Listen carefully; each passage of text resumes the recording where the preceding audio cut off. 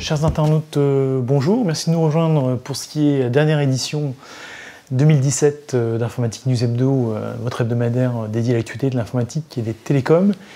Et pour conclure, j'allais dire en beauté cette année, je suis comme d'habitude en compagnie de notre rédacteur en chef, Guy Hervier. Bonjour Guy. Bonjour Jean-François. Alors Guy, on conclut finalement avec une histoire, l'histoire du rachat de Gemalto. Alors la semaine dernière, on était resté à l'étape acquisition par Atos et finalement, on avait évoqué la possibilité d'un chevalier blanc et celui-ci s'est déclaré sous la forme de Thales. Absolument. Alors effectivement, on n'avait pas forcément vu arriver d'ailleurs. Non. On n'avait pas trop cherché en fait parce qu'on était resté sur le fait que Atos avait fait une offre d'abord sans le dire à personne, donc ça c'était fin novembre. Et puis comme ça bougeait pas beaucoup, ils l'ont rendu public vers le 10 décembre. Et donc Gemalto donc c'était une OPA en fait, une offre non sollicitée comme on dit gentiment. Gemalto a fait savoir qu'elle refusait cette offre pour plusieurs raisons. D'abord parce qu'elle n'était pas assez élevée. Deuxièmement qu'elle n'était pas convaincue de la stratégie d'Atos. Et troisièmement que les moyens de réalisation ne la satisfaisaient pas. On avait quand même l'impression que c'était un moyen de faire remonter le... Oui, alors ça, faudrait être vraiment dedans pour savoir. Mais enfin, effectivement, on se dit, est-ce qu'ils veulent pas ou est-ce que c'est pas assez cher? C'est vrai qu'en plus, il faut rappeler que le cours de la bourse de Gemalto s'est cassé la figure, divisé par deux quasiment depuis le mois de mai. Donc, effectivement, l'offre qui est proposée est assez intéressante par rapport au cours d'aujourd'hui, mais on raisonne toujours par... et je suppose que le conseil d'administration de Gemalto, on était encore resté quand c'était à 60 alors que c'est à 30. Donc, toujours est-il que l'offre d'Atos de 46 € ne satisfaisait pas Gemalto et donc le lundi, donc le dimanche soir, Thales a envoyé son communiqué pour dire qu'ils avaient fait une offre à 51 €, donc 10% de plus. Bon, est-ce que c'est beaucoup plus ou pas beaucoup plus, j'en sais rien, mais enfin toujours est-il que a priori là pour le coup Gemalto a dit que fait savoir qu'ils acceptaient cette proposition. Donc, en gros, je dirais que d'un point de vue, en regardant d'assez loin, d'un point de vue industriel, ça paraît Thales et Gemalto, ça semble mieux s'imbriquer que Atos et Gemalto. Ouais. C'est sûr que Thales a plus le côté industriel, Atos c'est quand même une société de services qui a racheté Bull en particulier, mais qui a quand même une connotation société de services très forte. Donc je dirais que sur le plan industriel, ça semble. Alors maintenant l'organisation Thales donc est organisée en 5 grands segments de marché. Donc il y a aéronautique, transport, défense, sécurité, et puis un cinquième que j'ai plus en tête. Et donc Gemalto va devenir en fait non, le cinquième va renforcer l'aspect numérique sécurité et va constituer un pôle dont le patron sera l'ancien patron de Gemalto, qui représente à peu près, enfin les chiffres qu'il donne c'est 28 000 ingénieurs, 3 000 chercheurs, et qui en ferait le troisième pôle sécurité, troisième organisation dans le domaine de la sécurité au monde. Donc ça fait quand même une structure qui a une masse significative avec un chiffre d'affaires qui serait de l'ordre de 3,5 milliards. Donc je dirais que on pourrait dire que c'est le nouveau champion français de la sécurité qui couvre à peu près toute la chaîne. Donc Thales a bien dit que cette fusion n'engendrerait pas de licenciement, de suppression de postes. Bon, ça c'est toujours les déclarations qui sont faites au moment des acquisitions. Est-ce que ce sera suivi des faits? On verra bien. Sachant qu'en 2017, Thales avait embauché près de 6 000 personnes, donc c'est quand même c'est pas négligeable. Donc Thales se renforce et devient, dans le domaine de la sécurité, un groupe qui va compter désormais. Après, il y a un enjeu pour Thales quand même de transformer cette acquisition à l'international, parce que c'est vrai que aujourd'hui, c'est quand même un groupe à l'international sur les marchés de la défense, mais sur le reste, c'est quand même très franco-français. C'est vrai. Mais bon, à l'inverse, Gemalto, lui, était pour le coup... c'est sûr qu'il y a certainement une complémentarité, mais l'extension de l'offre Gemalto à l'international va demander un petit effort. Mais en tout cas... les choses sont ainsi, et ça fait suite aux difficultés qu'a connues Gemalto et qui a fait de l'entreprise une proie, une cible assez facile. Très bien. On parlait d'entreprises internationales, le pas est facile puisqu'on parle d'AWS, Amazon Web Services, le leader incontesté, vous y reviendrez, de l'hébergement, enfin en tout cas du cloud, on va dire, pour faire simple, qui ouvre enfin, j'allais dire, une région en France, enfin officiellement.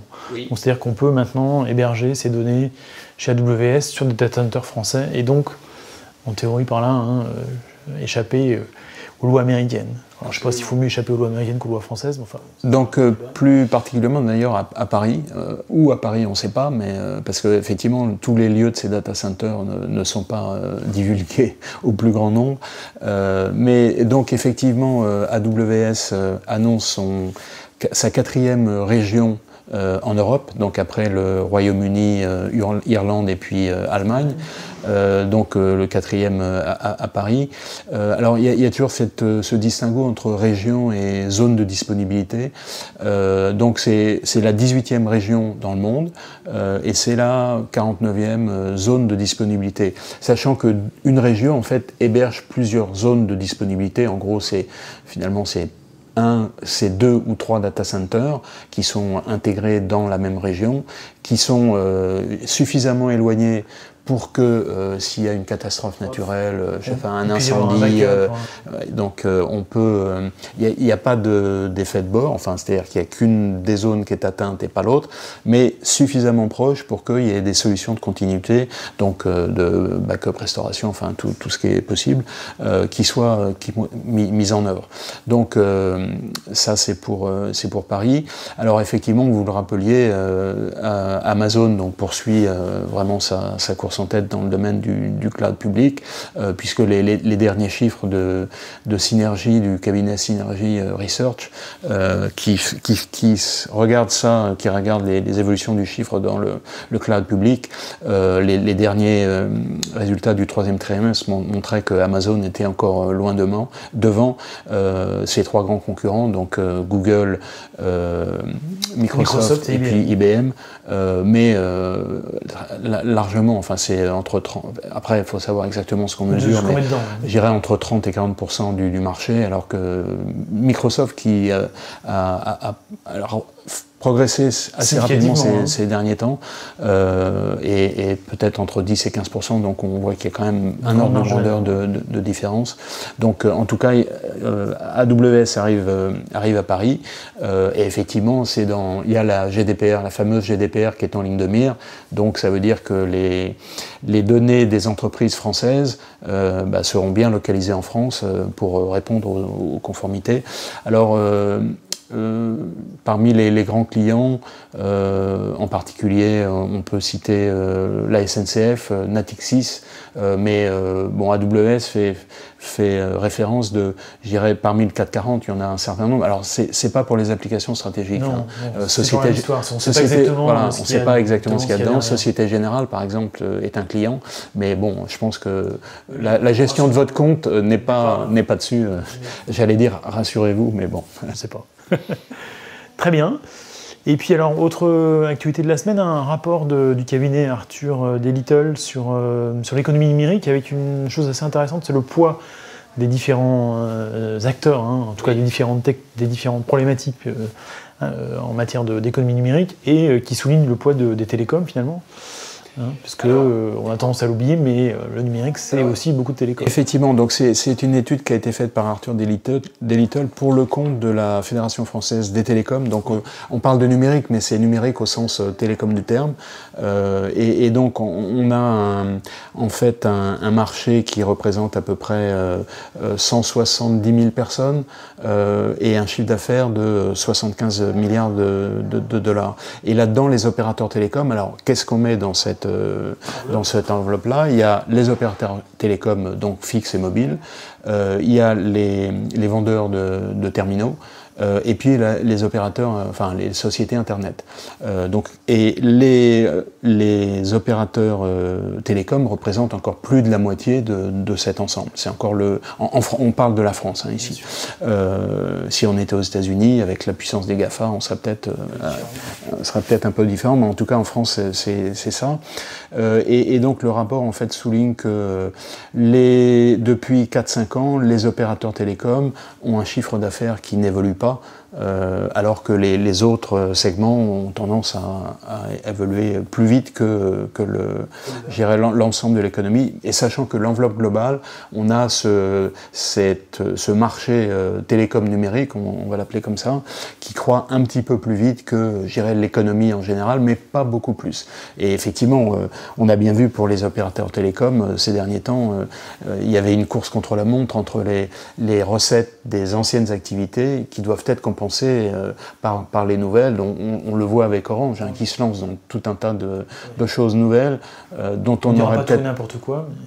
Oui, dont on n'aurait peut-être même pas pensé il y a seulement 10 ans, mais en tout cas c'est le. Et alors l'autre conclusion, enfin les deux autres conclusions que faisait le rapport, c'était que du point de vue de l'offre, enfin de la tarification, la France était plutôt bien placée par rapport à ses grands voisins européens et encore pire américains. Je crois que pour des offres comparables, on doit être 3 fois moins cher qu'aux États-Unis, c'est peut-être même un peu plus, mais enfin c'est vraiment significatif, et quasiment 2 fois moins cher que la Grande-Bretagne. Donc du point de vue de la tarification, les opérateurs français sont compétitifs. Voilà. À l'inverse, et on en a parlé il y a 1 ou 2 semaines quand le gouvernement est allé dans le sud-ouest là pour faire un point sur le plan haut débit. Là, de ce point de vue-là, la situation française est quand même, en tout cas, sur tout ce qui est sur la fibre, puisqu'on est à 1/4 de la population qui est fibrée. Là, le rapport mentionne l'Espagne, où c'est quasiment la totalité du pays qui est fibré. Donc l'Espagne, on fait toujours le distinguo entre les pays d'Europe du Sud et d'Europe du Nord, où les Europe du Nord sont très en avance. Et puis là, l'Espagne, alors bon, le rapport mentionne qu'en Espagne, il y a une réglementation plus souple, et puis que mais en tout cas, il faut le faire. Et donc, l'Espagne est fibrée, la France ne l'est pas encore. Donc voilà, on a encore un petit peu de travail. Un chantier pour les années à venir. Alors, puisqu'on parle des années à venir, l'autre information de la semaine, et là pour le coup, qui a une portée assez importante, c'est une décision de la Cour de justice européenne concernant Uber. Oui. Le fameux, alors justement on ne sait pas trop comment l'appeler, maintenant on sait comment l'appeler, puisque cette décision déclare que Uber est finalement un opérateur de transport, ce qui évidemment, vous allez le dire... Alors, ça peut paraître un peu anodin, parce que l'idée en gros c'est est-ce que c'est juste une plateforme numérique ou est-ce que c'est une société de transport? Et donc si c'est une plateforme numérique, en gros... Les obligations sont assez légères. Oui, enfin il n'y en a quasiment pas. Si c'est une société de transport, elle doit s'aligner sur la réglementation et dans chaque pays de société de transport. Donc l'enjeu était très important, et effectivement la Cour de justice de l'Union européenne a pris la décision la semaine dernière pour déclarer que Uber était une société de transport. Donc donc c'est au niveau européen. Alors il y a des États aux États-Unis qui ont également attaqué Uber. Donc les deux choses sont indépendantes, mais néanmoins la décision de la Cour européenne va quand même faire réfléchir les juristes américains. Ça a une autre portée aussi, parce que ce qui est vrai pour le transport peut être vrai dans d'autres domaines. Airbnb par exemple se présente aussi comme une plateforme numérique, alors que vraisemblablement ils vont peut-être être rangés dans le service hôtelier ou je ne sais pas quoi, et donc être soumis aux mêmes règles. Donc je dirais que ça va faire tache d'huile. Et cette idée que c'est, en gros, ces disrupteurs, comme on aime à les appeler de manière très positive, donc dans le domaine de l'Internet, finalement, ils ont des activités, ils ont attaqué des secteurs traditionnels, mais qui sont réels, et donc ils ont certes fait bouger les lignes avec les technologies, mais ils vont être obligés de se plier aux réglementations de chaque secteur, et je dirais que ça, c'est une bonne nouvelle. Alors, pour Uber, évidemment, c'est un peu moins bonne nouvelle, sachant que cette décision, maintenant, elle doit être mise en application ou pas. Chacun des pays peut prendre la décision de le faire ou pas, mais on peut espérer, on peut penser qu'il n'y a aucune raison qu'ils ne le fassent pas. Sachant qu'on connaît les lobbies des taxis, donc il n'y a pas de... Oui. Effectivement. Et puis, alors évidemment, Uber a minimisé la portée de ça en disant que finalement c'était déjà inclus, mais il ne mentionnait que Uber Pop. Il ne mentionnait pas le service global. Donc finalement, parce que Uber Pop c'est en gros un taxi qui fait ça un peu en plus, donc ça n'a aucun rapport. Et puis pour Uber aussi c'est une mauvaise nouvelle parce que bon ils accumulent quand même les difficultés. 2018 un peu horribilis. Travis Kalanick qui avait quand même une réputation plutôt... bon, il y a eu sa succession qui a quand même été compliquée, il y a toutes les affaires de... Oui, absolument. Il y a eu le problème harcèlement sexuel, il y a eu des problèmes de discrimination, soit sexe ou genre, enfin sexe ou discrimination raciale.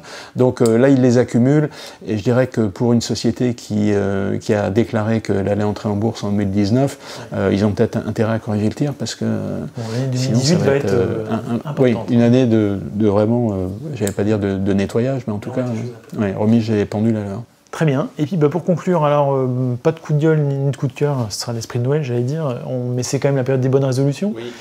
Et on a la traditionnelle étude qui arrive tous les ans sur la gestion des mots de passe, et j'allais dire c'est toujours aussi catastrophique, puisque le mot de passe le plus utilisé c'est 1, 2, 3, 4, 5, 6. Exactement. Alors c'est assez marrant parce que chaque année il y a toujours les classements de tout, donc il y a les classements des prénoms par exemple. Et là on voit bien que ça change. Mais les mots de passe non. Mais les mots de passe non, c'est toujours pareil. Donc il y a effectivement, vous l'avez dit, 1, 2, 3, 4, 5, 6. Il y a aussi 1, 2, 3, 4, 5, 6, 7, 8. Donc, vous voyez, c'est très très différent. Bon, il y a évidemment les éternels passwords. Il y a QWERTY aussi, ou AZERTY. I love you, QWERTY. Et puis il y a football aussi. C'est pas mal. Donc, non, mais en tout cas, la bonne résolution. Alors, je sais que je dirais que moi, le premier, la gestion des mots de passe, c'est un véritable casse-tête. En fait, c'est ça la vraie question. C'est comment résoudre cet enjeu de gestion des mots de passe. J'ai toujours pas trouvé de réel service pour le faire de manière simple et qui pose aucun problème.